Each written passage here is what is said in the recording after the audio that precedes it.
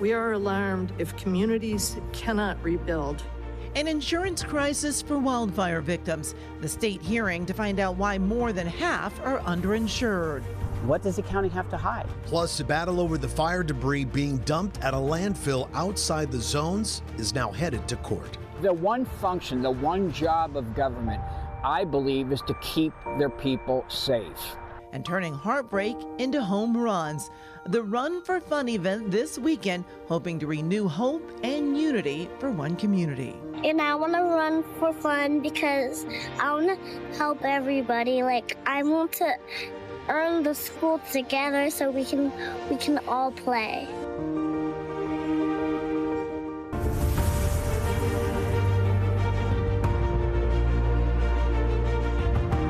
Hello and welcome to Rebuilding SoCal, our commitment to give you the latest developments in the wake of the fires. I'm Amy Johnson. And I'm Juan Fernandez. Here at KCAL, your stories matter, but more importantly, you matter. And we will be keeping you at the forefront of our coverage as we rebuild SoCal. We'll be here Fridays at 4:30 on KCAL. You can also find this half hour on our YouTube page and our website. We'll get to answers and hold leaders accountable while showcasing Southern California's solidarity and strength, because we stand with you. Yeah. We start with an approaching deadline in Malibu. That's right. The city telling residents to clear brush around their homes by this weekend or risk facing fines. Starting on Sunday, the LA County Fire Department will inspect properties in high fire hazard zones. The goal here is to reduce fire risk as temperatures start warming up. One woman whose home survived the Palisades fire told us she hopes her neighbors take the warning seriously.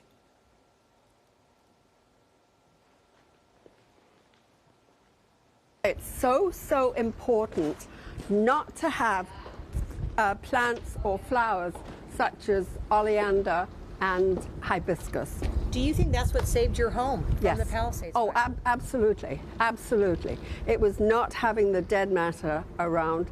It was not having the trees around. Embers can travel for miles and find receptive fuels around your house. Malibu City fire safety liaisons have been knocking on doors to offer advice on how to protect their property. The city has completed more than 500 assessments since 2019. Workers estimate they have about a 50% compliance rate right now. Meanwhile, state officials held a hearing to discuss why so many California homeowners are underinsured for wildfires. The advocacy group United Policyholders says more than half of wildfire victims are underinsured. A San Francisco Chronicle investigation shows the algorithms the state's insurance companies rely on could actually be faulty. The data that is fed into the algorithms is in some cases woefully out of date. Some of the insurers have told us it's the fault of policyholders, and it is not the fault of policyholders. Well, the company that produces the algorithm tool has not responded to our request for comment. A showdown over fire debris being dumped into the Calabasas landfill is about to play out in court. Yeah, the city is asking LA County to allow it to test the waste in the landfill for hazardous materials. But as Elise Martinez reports, the county appears to be blocking that request. Protect our children! Residents have been protesting the dumping of debris from the January fires at the landfill off of Lost Hills Road for months. And now the city wants to test that debris for toxins. What does the county have to hide? A viewer who didn't want to be identified sent us this video from inside the landfill as trucks dump wreckage from the Palisades fire. Calabasas Mayor Pro Tem James Bazagian says for nearly 3 months, the city has been asking the county to allow it to test samples for hazardous materials like lead and asbestos. Calabasas even offered to pay for it. But so far, Bazagian says the county has been stonewalling them, going as far as to deny even receiving that request. Originally, the county's position was that we had not asked for the testing. We then produced documents that we have served the county council, the outside council, and the sanitation district personally by letter. I think it's very duplicitous of the county. Michael Madden has lived in Calabasas for 22 years.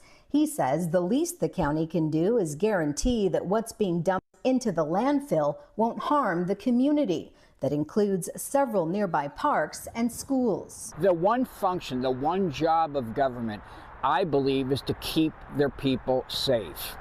And by virtue of the fact they're not working overtime to keep us safe, to assure us that we're safe, that's the most discouraging part. The county has maintained that the debris contains no hazardous substances or toxic materials. And since the landfill is owned by the county, Calabasas needs its approval to enter the property to do the testing. Bazagian says he feels it's unfortunate that the city that surrounds the landfill and is most heavily impacted by it has the least input about what goes into it. Which is a deadly combination when you come to think about it. In Calabasas, Elise Martinez, KCAL News. Well, the rebuilding process has been slow, but there is some progress to report. Assignment editor Mike Rogers has an update for us from the desk. The rebuilding process is really starting to take shape across Southern California, both the Palisades and the Eaton Fires. I want to show you a video first, though, that Mayor Karen Bass tweeted. The first framework of a home being built in the Palisades fire. The city of Los Angeles tells me in the Palisades area, just for their spot, they have issued over 79 permits, which is really a lot when you think about it. It encompasses 62 different locations. They say this is moving much faster than the past fires that they've had, like the Camp and the Woolsey fires. They're very excited about this, but a lot of properties still have things like this to get done. Debris removal. Now, other agencies, other jurisdictions, like over in the Eaton fire, are not moving necessarily as quickly. The permitting process can take a very long time because it's not only on the county or the city to approve them, but it has to be developed by the landowners themselves. They've got to come up with all the plans and then submit them. Malibu says they've got a lot of plans that have been submitted. They have yet to any of the permits yet. Same thing in the city of Pasadena. They're still working with homeowners to get some of those areas approved. The county area of the Eaton fire, though, is approving some of those rebuilding permits. It's just kind of all at different paces depending on exactly what is the needs in each of these communities. But the city of Los Angeles today telling me that they have approved 79 rebuilding permits across more than 60 properties in the Palisades fire within the city of Los Angeles. Well, addressing physical and psychological needs, the nonprofit that's been on the go since the fires. Plus, the reopening many locals and tourists have been waiting for as summer approaches.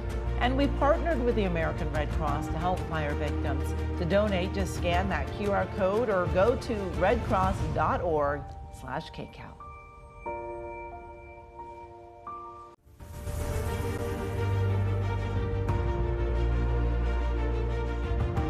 The mental health battle continues for many victims who lost their homes or have been displaced. I recently spent time with Medical Mission Adventures, a local nonprofit offering support. I'm used to difficult situations, but there were days I could not get out of bed. I could not stop crying. And there was this weird moment after we finally felt safe when our mental health started tanking. Brecken Armstrong has seen it all as an ER doctor until the night of January 7th. She and her husband Martin lost their home in the Eaton fire. The frightening memories of that night still haunt them. I drove through 90-mile-per-hour hurricane-style winds. Didn't know what I was going to find when I got home. And our cell phones weren't working. So he found out about the fire from a security guard. He said, "Leave now. We will not be back." Went down to the end of the street, and houses at the end of the street are on fire. 4 months later, the Armstrongs are still struggling. Even the smallest of things can trigger memories and nightmares of that fateful night. Just a little tea light in a restaurant was enough to set us off. Visions and dreams of burning alive, having my feet stuck in the ground, unable to move, and the fire coming towards me and burning, my toes burning, my feet burning, my ankles, and having it engulf my body. And this was the nightmare multiple times every night. The Armstrongs knew they needed help. Luckily, they found Medical Mission Adventures. The nonprofit began as a medical mobile clinic. They eventually jumped in to help victims of the Maui wildfire. That's when Dr. Evelyn Wong says she knew they needed to expand their mission. What we realize is the great need for mental health. A lot of times people don't realize that when you go through something as traumatic as what they've gone through, and now at the LA wildfires, it's not just a one-day event, but it is an ongoing disaster. What makes MMA unique is their ability to travel directly into the disaster zones to provide assistance. They initially focus on providing psychological first aid, immediate support after a traumatic event. But they've learned that the real mental health challenge often comes long after many others have forgotten. About a year later, we see suicides go up, we see homicides, we see child abuse, domestic violence abuse, addictions rise dramatically at the 1-year anniversary mark. Esther Lee says that's why the real work needs to take place now. Before those triggers happen, we do want there to be scaffolding and education so that they feel equipped enough to say, hey, you know what, we're prepared for this. Dr. Armstrong says it's important to ask for help. There's no shame in asking for help, obviously. No, not at all. No, but when you're used to being the one giving help and then all of a sudden you have nothing to give, then it's time to receive. And that can sometimes be scary. Toby Nishikawa says MMA is always looking for ways to provide long-term assistance. The resiliency groups are like the support groups that we're going to be having. It's a way through community and through sort of a lived common experience that everybody's gone through to support one another and build resilience. Dr. Armstrong says she knows recovery is still a long road ahead. And as long as we're not afraid to ask for help during the darkest of times, there is light and healing on the horizon. Every single one of us almost died multiple times that night. I was so traumatized by what I experienced and being stuck in the flames that I started on medications. I started 3 times a week trauma therapy, and I'm getting better. And she is getting better. To learn more about or support Medical Mission Adventures, scan the QR code or go to our website and click the Mental Health Awareness page. We've had so many questions and concerns that we've been hearing from you swirling around home insurance. So starting on Monday, we are dedicating a whole week here at KCAL News to get you answers from insurance experts to people who have gone through the insurance maze. We've got you covered. On Tuesday, Christine Lazar hosts a live phone bank ready to take your calls and your questions. Then Pat Harvey holds a town hall Thursday night. We're going to take your questions directly to insurance leaders and homeowner advocates. That's all next week on KCAL News. Well, a trove of precious pieces from the past is about to reopen in the near future. Preparations underway at the Getty Villa next. Plus, energizing the bodies and spirits of firefighters with a new brew with a powerful mission.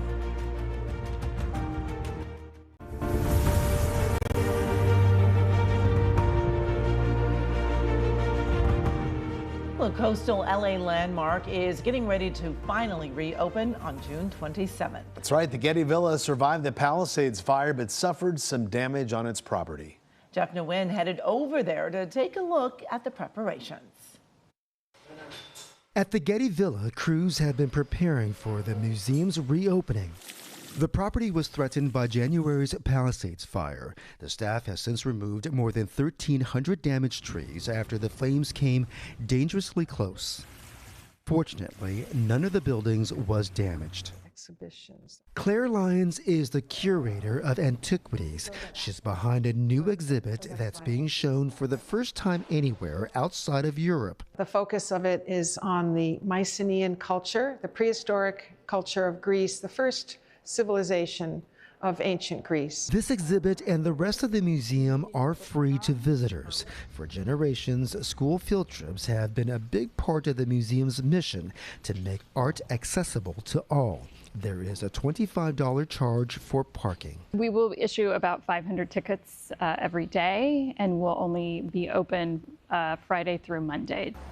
The museum wants to do a slow rollout because it's expected to be slow going on the newly reopened Pacific Coast Highway. In the fall, this amphitheater will host a stage production. It will be Oedipus the King Mama, which is a mashup of Oedipus the King with music by Elvis Presley. The museum's leaders are grateful to the firefighters and the airdrops that kept damage to the villa's perimeter, but it was also the dedication of nearly 20 workers who took it upon themselves to stay behind to protect the artwork and artifacts. The doors were shut and sealed with tape to prevent any ash or anything else from coming in. While civilizations may rise and fall, it takes dedication to preserve their legacy. In Pacific Palisades, Jeff Nguyen, KCAL News. Turning passion into purpose. Yeah, fire captain's new mission to heal invisible wounds through coughing. I want for my friends. And unity and hope after heartbreak. How every lap at this special event hopes to rebuild the community. Brewing support for the silent battles many of our firefighters face. Retired LA County Fire Captain Rick Brandelli just launched Fireman's Brew Coffee. Every purchase supports the Giving Back program, which provides aid to firefighters in need, from medical assistance and mental health services to emergency financial support. Fireman's Brew is by firefighters for firefighters. It is more than just a cup of coffee. It is a way for us to bond, conversation starter. As simple as "how are you doing" could save a life. Doing the coffee is kind of a call to action, trying to give back to the job that's been so good to me. Fireman's Brew is available online. I run to bring back music. I run for my friends. Because I'm running for fun because my school burned out. And I want to run for fun because I want to help everybody. Like, I want to earn the school together so we can all play. Oh, everybody just wants to play. Odyssey Charter Schools looking to turn heartbreak into home runs. After the Eaton fire destroyed their Altadena campuses, a beloved Run for Fun event is returning this weekend with the renewed purpose of unity and hope. The principals of Odyssey Charter Schools South and North campuses join KCAL News Mornings to tell us all about it. We're excited about this event. Yes, we will have our sneakers and ready-to-run bases. Yes. So this is our traditional event. This is how we usually end the year. Okay. And we thought this year maybe isn't the year to try to end with our traditional way. But thanks to our very, very supportive parent group, they decided we will find a way. Even though wonderful. We're in this very awkward position right now. We're going to run, we're going to bring some joy, and we're going to end this year strong. That's the purpose of the run. So we're fundraising, trying to bring in all those joyful moments for the kids. Bring in the art classes, bring in music, bring in STEM and robotics. It's the extra layer on top of our program that helps bring that just happiness back into their school day. And to learn more about the home run for Odyssey fundraiser, just go to our website, kcalnews.com. The joy of bringing the kids is so well worth it, right? And their little messages in the frame, so cute. Very so cute. We want to thank you for watching Rebuilding SoCal. I'm Juan Fernandez. We'll be back next Friday at 4:30 right here on KCAL. And I'm Amy Johnson. You can also find this show on our YouTube page and on our website.